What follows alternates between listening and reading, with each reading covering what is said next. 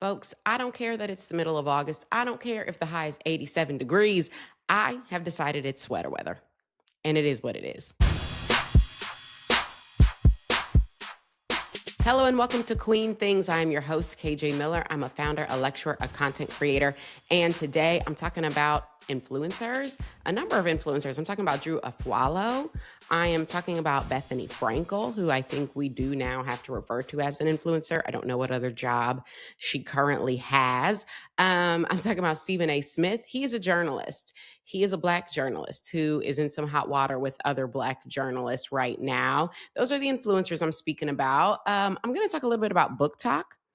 I stirred up a little drama over on TikTok, on BookTok this week. I'm going to talk about that. What else? I might talk about Mom Donnie, and I might throw in some Black news and whatever else comes to mind. We're going to get into all of that right after our announcements. And what are our announcements? Well, first of all, next week you will get your August bonus episode. I want to shout out our latest Patreon member, Jalia. Thank you for joining the royal family. We get bonus episodes every single month. We talk about all sorts of things on the bonus content, but mostly if you like hearing more from me, I think you'll like the bonus content. So be sure to sign up for the Patreon.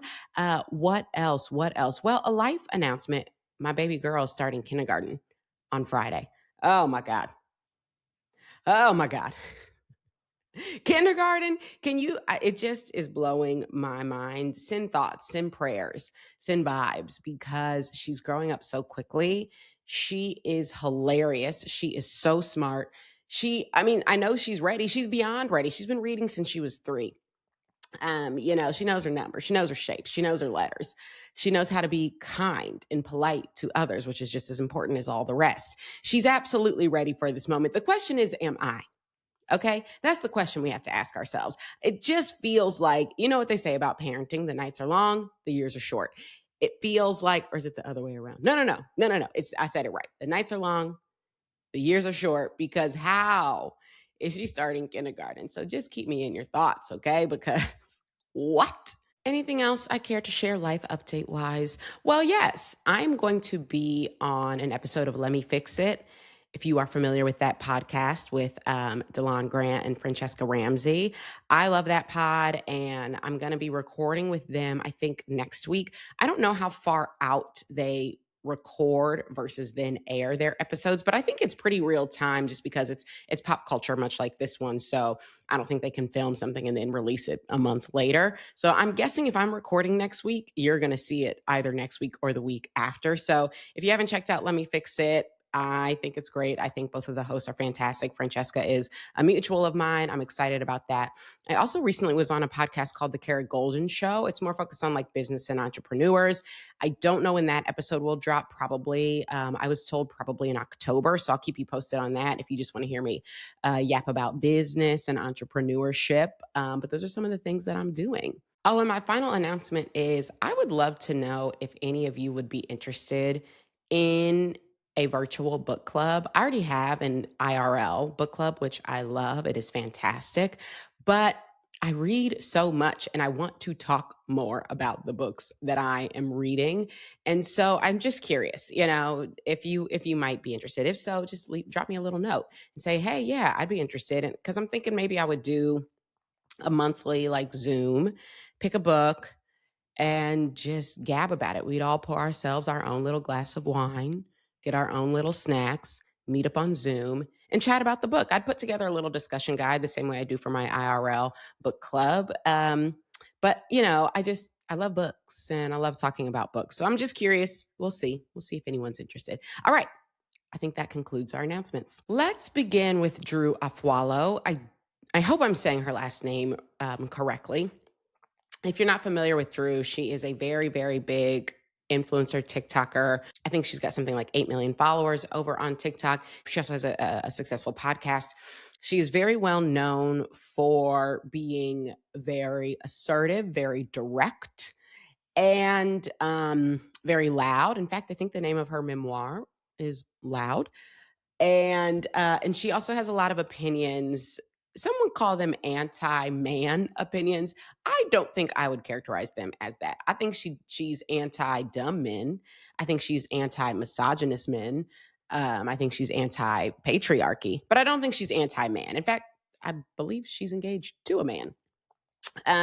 So, you know, but her content style is very much like she will make fun of a misogynistic man in a heartbeat and do it well and do it while cackling. That's sort of how she rose to prominence. It's just like laughing while reading these men.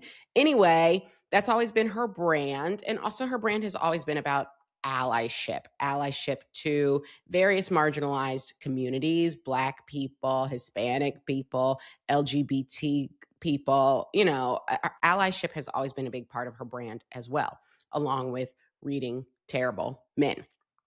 Well, she fell into some hot water about, call it 2 weeks ago, and I haven't commented on it at all, but she fell into some hot water because she had a guest on her show by the name of Fightmaster. Is that correct? Hold on. Yes, Fightmaster.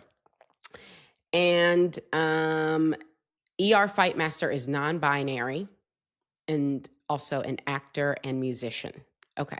I didn't know anything about that person. But they were on Drew's show and they made a comment, and I'm paraphrasing here, but they made a comment that trans women essentially have a more beautiful understanding of womanhood than cis women. Now, I did not go and listen to the entire podcast. I have never listened to Drew's podcast. So I am sure there will be people who say, you got to give the full context, which, by the way, is something that Drew said when all of this sparked a lot of backlash. Oh, she basically said, you're not getting the full context of the comment. Okay. So I'm just paraphrasing what was said. But even with the full context, many people did, in fact, listen to the full episode. They still said Fightmaster's comments were very incendiary and offensive to cis women, but also there are a lot of trans women coming out and saying it's offensive to us as well. And you're causing a lot of heat and blowback to us when this person who said this isn't even a trans woman. So why did they feel comfortable speaking on our behalf? So now I'm going to read from an article just because I've been doing a lot of paraphrasing and whatnot. Let me get you some facts here. I'm going to read from them.us. Not familiar with this site. And by the way, the reason I'm talking about this now is more because I want to give my take on kind of the aftermath and how Drew has handled this as a creator. That's where I think I can lend my voice. I don't know that I really have much to add to the conversation at hand about cis women and trans women and our understanding of the beauty of womanhood. I think many thoughts have been shared on that. And I think the trans community has done a beautiful job of speaking up on that. So I don't know that I have much to add there. But as it relates to how Drew has handled the aftermath and the backlash, I do feel I have some thoughts to share there. But let me give you a few more details before we dive in. Okay, so this article is titled Unpacking the Transphobic Bad Faith Controversy Around Drew Afualo and Fightmaster's Viral Comments. Okay, so it already lets you know where this magazine stands. Okay. The article reads, in a recently resurfaced clip from an April 2nd, 2025 episode of her podcast, The Comment Section with Drew Afualo and her guest, non-binary actor and musician Fightmaster, briefly discussed the different ways they believe cisgender women and trans women view womanhood. Though the full interview had been wide-ranging, focusing on Fightmaster's acting career, the 2024 presidential election, and fighting back against TERFs online, the now viral clip was just 40 seconds taken out of context. My truest thought on this is I think trans women have a more beautiful understanding of what womanhood is, Fightmaster says. Okay, so my paraphrase was basically spot on. Then the article gives some more context to the conversation that was being played out before those comments were made. So a quote from Afualo from the podcast, it's imperative that cis women hold other cis women accountable for being transphobic.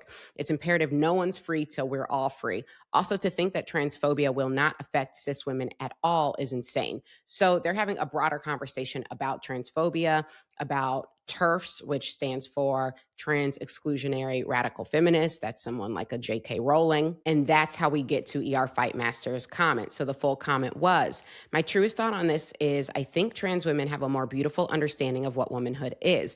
I think that unfortunately the programming for cis women, it is sad sometimes. And I'm like, no, actually your womanhood is not your role. Your womanhood is not your status in society. And your womanhood is not your ability to be sexually assaulted. And then ER Fightmaster continues, this trans debate that's centering all on if a man in a dress is in a bathroom, he will rape me. I'm like, okay, it sounds like the problem that we have is that men are going to rape and women are fearing rape their whole lives. When you talk to trans women about their womanhood, they talk about it. It almost gets me choked up. They talk about it in this beautiful, expansive way. I don't feel that from cis women right now because the propaganda is so strong. And I love women. I want cis women to stop letting men be a barrier to their identity. Okay, so that's the context. And now you have a fuller understanding of what was said. As I'm sure you can imagine, a backlash ensued because it is a bit incendiary, despite the intentions that I'm sure were very good. It is incendiary to say trans women have a more beautiful understanding of womanhood than cis women. And also because the person saying it was not trans, I think a lot of trans women feel like, who are you even to be speaking for us? And it caused not only backlash against the two people who were on the podcast, ER, Fightmaster, and Drew Afualo, but it also sparked a lot of transphobia and transphobic comments in the comment section of that clip and beyond, right? So, of course, much backlash. And I would say that the way Drew has responded to the backlash has left much to be desired. And I totally can understand that as someone who has experienced pushback and has experienced feeling like you are being misunderstood, sometimes purposefully, willfully misunderstood. There is this desire to make another video and make, comment again and really clarify yourself over and over and over again. And I think that's what Drew is trying to do. And it comes across as very defensive. And she's had a series of responses. Initially, it was very much like basically doubling down and saying, fuck you to all the TERFs and you don't have the full context, so on and so forth. Then she kind of got called in or called out by the trans community, but I would say more called in because she's an ally. And she kind of responded saying, thank you for that. And I hate that I've put trans people in harm's way. But then that apology didn't really acknowledge that she had also put cis women in harm's way. So people were still upset about that. And she sort of was responding to those comments, basically being like, you can't tell me that the harm that cis women are experiencing, doesn't pale in comparison to the harm the trans community is experiencing, which then just sort of doubles down on the harm. Basically, it sort of felt like she just wanted to keep digging the hole.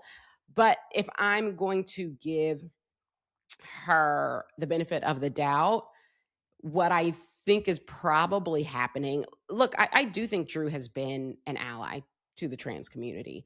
And I do think she has used her platform to say hard things, to say things that a lot of people don't want to hear, to be very progressive, to support progressive agendas, and to support marginalized communities. All of that is true. And all of that is very visible if you go and scroll through her posts. So I don't think all of that gets erased because of this one situation. But I will just say, in my experience, one thing that I have had to train myself to do is not press that goddamn reply with video button all the time, which there was a brief period, call it in like early 2025 maybe, or maybe mid 2024. I don't know when it was. There was a brief period where I would go back and forth with reply videos when it felt like I was being dragged, and it felt like people were willfully misunderstanding me. One moment in particular that I'll never forget is when I had made a video about Eminem, and I think I've spoken about this on this pod before years ago.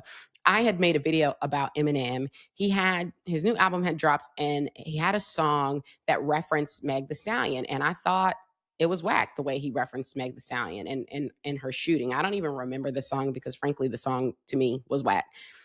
And I made a video about that. And the Eminem stands flooded the video, flooded the comments, and just, called me everything but a child of God. And so I kept going back and forth and back and forth. Here's the thing. What did I get out of going back and forth and back and forth? Literally nothing. Literally nothing came of that. No good came of going back. I just got more and more riled up. Now, that situation is not the same as this True Afualo situation, but after going through that, and I had a couple of those moments based on like Taylor Swift videos I made, I got to the point where I realized nothing good.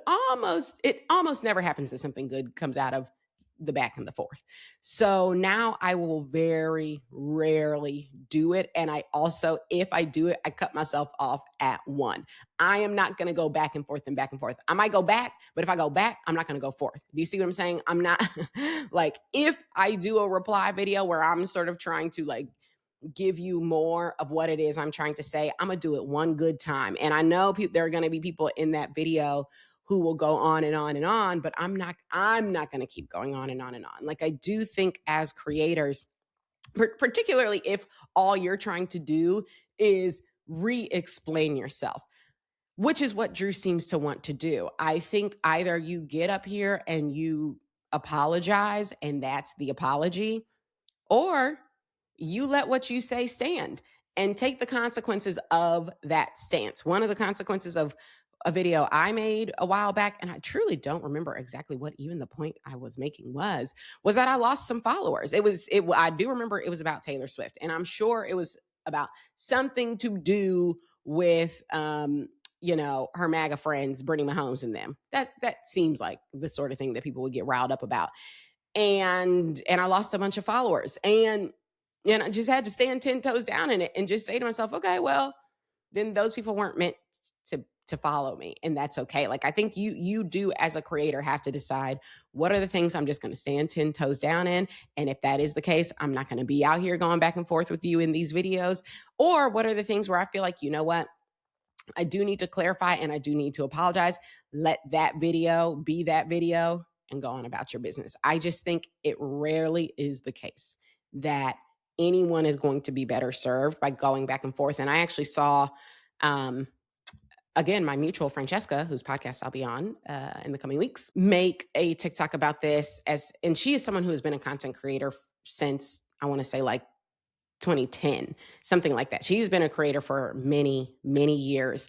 And she even said, I like the way she put it. She basically said, anytime you make another video, anytime you make another comment, other creators are just going to take that and make more content about it because you are a viral topic right now. So anytime you add to it, people are going to latch on to that and make more content about it because it's content that people are viewing. And she's absolutely right. So you're just adding fuel to the fire. And that is a lesson that I have had to learn. Not only are you adding fuel to the fire, but in my case, it also became a matter of like, I am harming my own mental health because now I'm trying to have this conversation with all of these people, but almost in my head. I'm trying to anticipate, oh, if I say it this way, maybe they'll get it more. And I'll make sure I address this point and that point. And now I'm having a whole conversation in my head like a crazy person.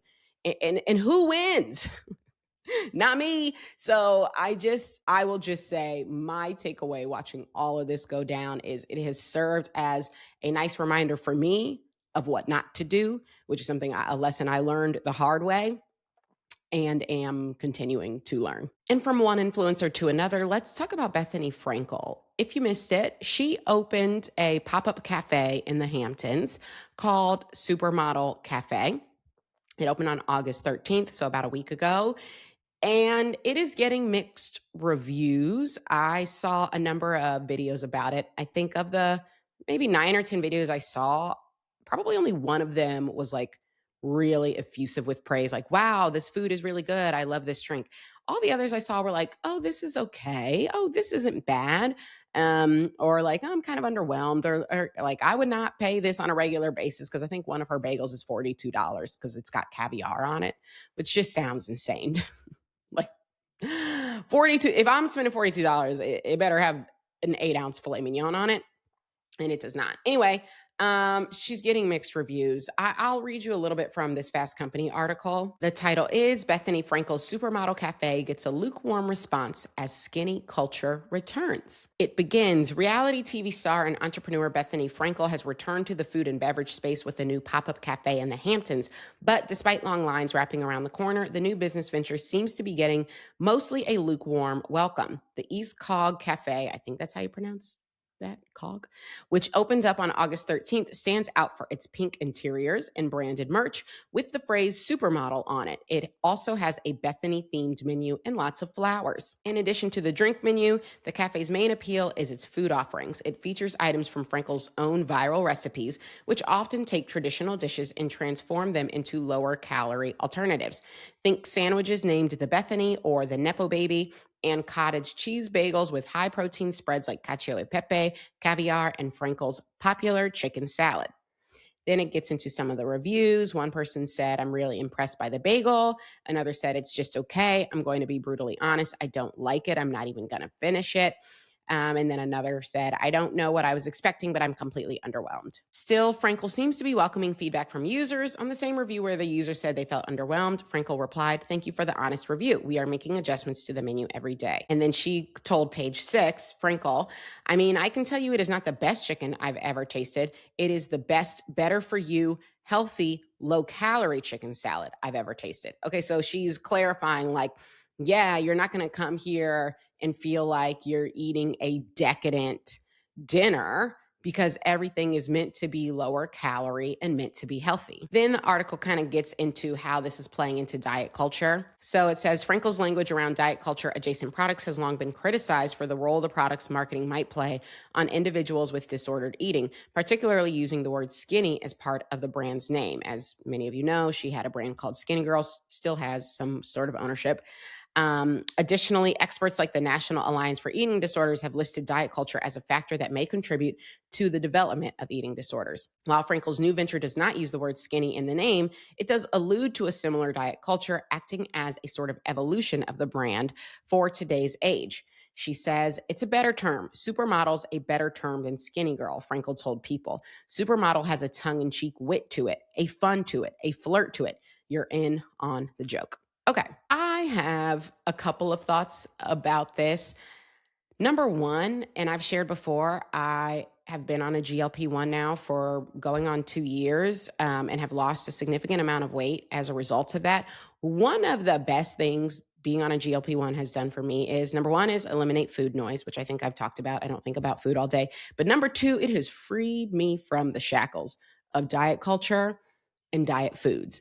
I do not think about low calorie this, low calorie that, skinny girl this, skinny girl that. If I want ice cream, I eat real ice cream. I don't eat low calorie ice cream. If I want cheese, I eat real cheese. Actually, I have started eating lower fat cheese. That's for my cholesterol. That's another story for another day, but it's not because of weight. I don't buy diet food products. I just buy food. And Bethany is someone who has spoken against GLP-1s. And I have to tell you, I personally think part of the reason she is anti-GLP-1s is because people do not need diet foods when they're on GLP-1s. You can just eat the food because you're going to eat less of it. I can just eat pasta because I'm not going to go and have a third bowl and a fourth bowl of pasta, which frankly is how I used to eat. That's how my appetite was set up. I would eat 3 bowls of pasta if that's what I wanted. Now, just the way this medication works, I don't want 3 bowls of pasta, so I'm not going to have 3 bowls of pasta, which means I don't need to eat your diet pasta. I can just eat the real pasta. I don't even know what diet pasta consists of, but I don't need it. And I do find it a little bit suspect that she has sort of railed against GLP-1s while selling diet food. And I do find diet culture to be unhealthy. I honestly think, I think about what my daughter sees of me, yes, she sees me existing in a skinnier body, but what she doesn't see is me fretting over every morsel that I eat. She doesn't see me stressing over, oh, did I eat too much? Oh, let me count my calories. Oh, let me weigh this. She doesn't see me do the things that frankly I did see growing up. I always saw my mom either on some sort of diet or being encouraged to be on some sort of diet or do some form of exercise. She sees me do yoga every day and she knows I'm doing it because I love it. And that's it. That's the only reason I'm doing it. I'm not doing it because I feel pressure. I'm not doing it because I'm trying to lose weight. I'm doing it because I love it. So I do feel like my daughter is getting to view me, a much healthier version of me, because she is not seeing me with all of the stress that I carried pre-GLP-1 as it relates to weight. And so that is not stress that I am giving to her. So to me, this Supermodel Cafe, I mean, Bethany said herself, like, she is still promoting diet culture. She is still promoting the low calorie version. She's not going to sell you the best chicken salad. Me personally, I want the best chicken salad. I don't want the low calorie chicken salad. I mean, I don't want chicken salad that much at all. But like, if I'm going to have it, give me the best version of it. She is still promoting diet foods and diet culture. And I'm sure there is a subset of people for whom that is still very, very important. But I don't like it. And for me, it never felt empowering to be eating the diet version of food. It felt almost obsessive because I was obsessing about every calorie and everything that I put into my mouth. And now I don't do that. And so the idea of an entire cafe centered around that sounds frankly horrible to me. Like, okay, what am I going to eat for lunch? I can go have a really, really good sandwich at this cafe over here, or a dry, low calorie sandwich at this cafe over here for $42? What kind of even, huh? I am just so thankful to be released from the shackles of that. And if it sounds exciting to you, I'm glad for you. If it feels helpful or empowering to you to have those low calorie options. I'm not trying to shit on it for anybody else. For some people that is very important, but I will say, to me, it never felt empowering. It only ever existed in a state of stress for me, an obsession for me. And I don't want it and I don't need it. And God bless Bethany and whatever it is she's trying to do. But personally, the next time I'm in the Hamptons, let me tell you what I'm not going to be doing: eating dry ass chicken salad. Moving right along, I want to talk a little bit about BookTok. As I mentioned, I did stir up a little bit of drama. I put on my drama stirring wig and made a video about how there are so many BookTok creators. I have noticed, because now I get served a lot of book content, and I'm grateful for that, because that's a big way how I add to my TBR, my to be read list. A lot of creators I am noticing never seem to recommend authors of color. And by never, I mean never. I'm watching these videos of these people. They are recommending, they're going through their whole list of what they read in July. They're reading a dozen books in July, sometimes 20 books in 1 month. And they're going through one by one. And not one of them is an author of color. And so I made a video about it. And I said, I'm seeing a lot of these creators call themselves avid readers, but when I scroll through their videos, they are never reading any authors of color. So can you be an avid reader? So let me tell you the responses I got. There were two primary responses that I got to that video. Number one, I don't see color. I mean, effectively. Basically, I got so many comments of people saying, when I open a book, I don't even know what race the author is. I'm just putting books on my shelf based on what comes recommended. I have no idea what race the author is. I'm just reading what comes recommended to me. The number of times I got some variation of that comment. Okay, that was number one. Number two was, and this was more on TikTok, they really were trying to light me up for my use of the word avid, because avid just means you read a lot. It doesn't mean you read, a diverse collection of books. It just means you read a lot. So it was very much a semantics argument. Okay. But when I hear someone say I'm an avid reader, I do assume, particularly if they're making content about it, I do assume that means there is a certain amount of breadth to what they're reading. Because to me, if you are an avid comic book reader, then you need to add that qualifier. If you only read one type of thing, to me, that deserves a qualifier. If I'm only reading romance, then I would say I'm an avid romance reader. But if I just say I'm an avid reader, to me, that implies a certain amount of breadth, a certain amount of diversity. And then people are on me like, no, that's not what it means. Someone told me, I actually want to read you this comment. She told me I was contributing to the literacy crisis. Me! I'm going to just read this whole exchange because it really got me. This person's name is Pizza Beans. Pizza Beans said, avid doesn't mean the same thing as expansive or diverse. Avid just means they are very interested in or excited about reading. I'd be more bothered if someone referred to themselves as an expansive reader and only read books written by a single demographic. Okay, then I reply, fair. If we are using Webster's definition, then anyone who reads a lot can call themselves an avid reader, I guess. But I think I and a lot of other people hear the term avid reader and assume that brings with it a certain amount of breadth and depth. And then Pizza Beans goes, in the face of our national literacy crisis, I'm on the side of trying to be more precise with our language to help stall the degeneration of the English language. Words have meanings, and we shouldn't just toss them aside because we want them to mean something else. It's no different than people who write should of instead of should have. That isn't the evolution of language at work, and that's just a lot of people being incorrect. Okay, so basically she's saying I am contributing to the national literacy crisis.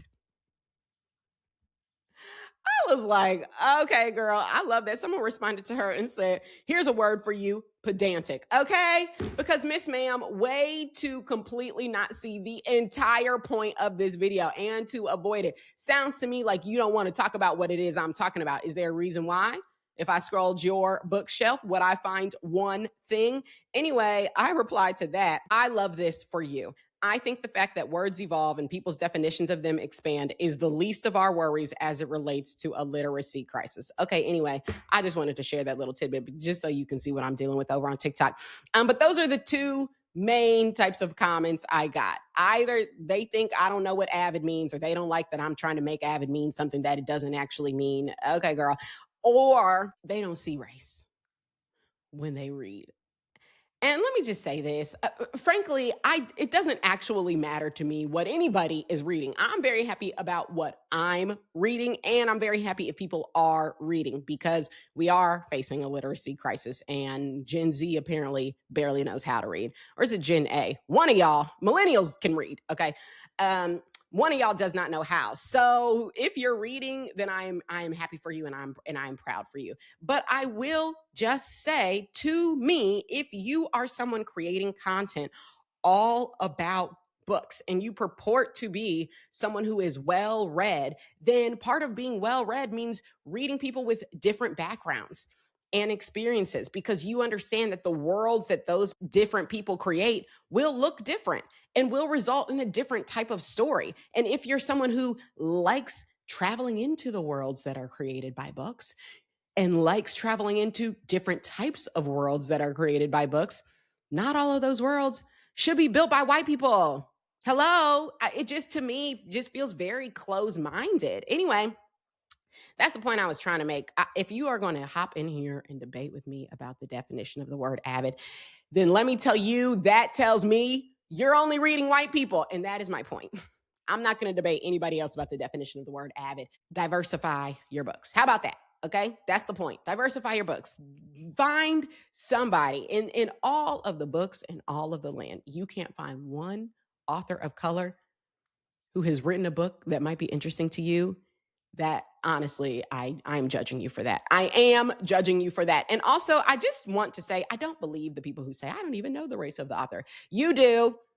Even if you aren't 100% sure, I am sure you have a thought in your brain as to the race of the author that you are reading based on the story that you are reading. And even if it isn't something that you've ever thought about prior to now that it's been brought up to you, why not think about it? Why not set your goal of before the end of the year reading one book that wasn't written by a white person? What harm can come of that? And so that I can assist you, allow me to tell you some of my favorites. If you are into romance, Kennedy Ryan, to me, is the GOAT of romance. And I don't mean the black goat of romance. I mean the GOAT of romance. Real and Score, I would start there. Tia Williams, also fantastic black romance writer. Those are the two I would recommend off top. If you're looking for historical fiction, I would go to my girl, Ashton Lattimore. She has 2 books, the most recent of which was my favorite, Runner. Fantastic. I'm trying to think thrillers. Have I read any Black thrillers? I've heard great things about S.A. Cosby, but I have not read S.A. Cosby. According to Wikipedia, he writes Southern noir crime fiction. I would call that a thriller. So yes, if you're looking for thrillers, I've heard great things about him. If you're looking for contemporary fiction, Tayari Jones, fantastic. She wrote Ken, which I loved. She also wrote An American Marriage. I just finished a book by Addie Citchens called Dominion, also contemporary fiction. I thought that was great. So start with any of those or anywhere else. Truly, there are so many. Those are just Black authors. A Hispanic author, Addie Jimenez. She's very, very popular. I've enjoyed a lot of her work as well. Let's see. Oh, an Asian author that I've really enjoyed, the author of Yellowface. Hold on. R.F. Kuang. Fantastic. I also really enjoyed, I think her name is Ellen Cho, who wrote Disorientation. So those are some Asian authors I'd recommend. Both of whom are contemporary fiction, I should say. So, start with any of those or start somewhere else. But just what I don't want is for you to hop in my comments talking about, I don't see race. Okay, girl. Well, you should.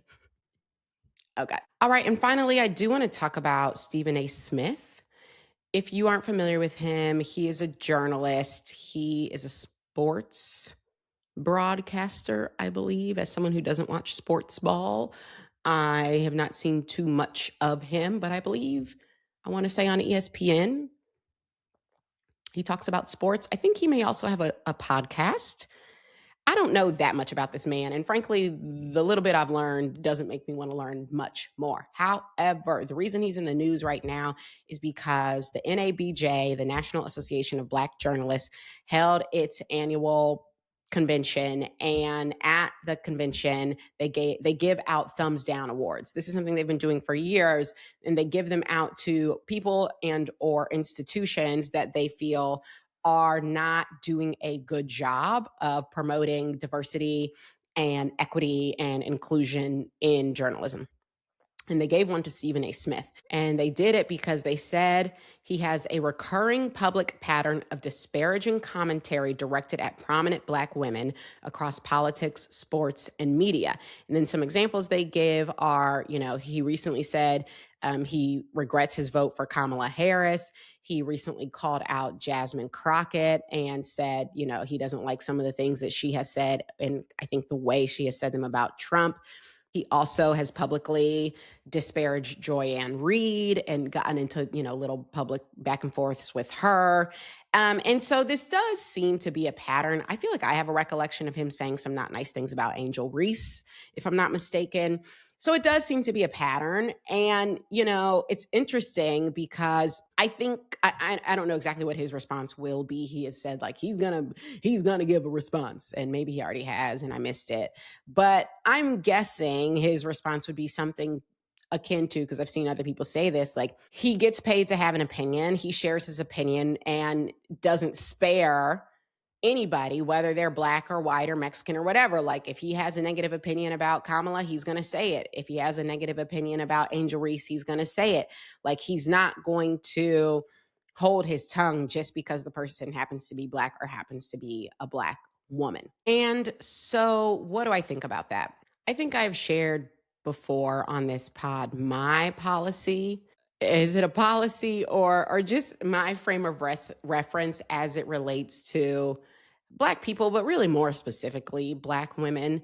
I am probably always going to give a bit more grace to a Black woman because I know how we are treated.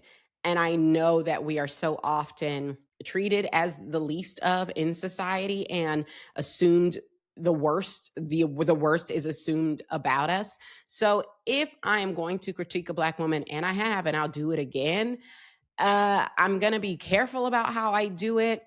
And I am probably going to give it a little bit more grace. And there are definitely people who would say that that's unfair and that's not right, to have that bias. And to that, I would say, okay, okay, I hear you. And that's fine.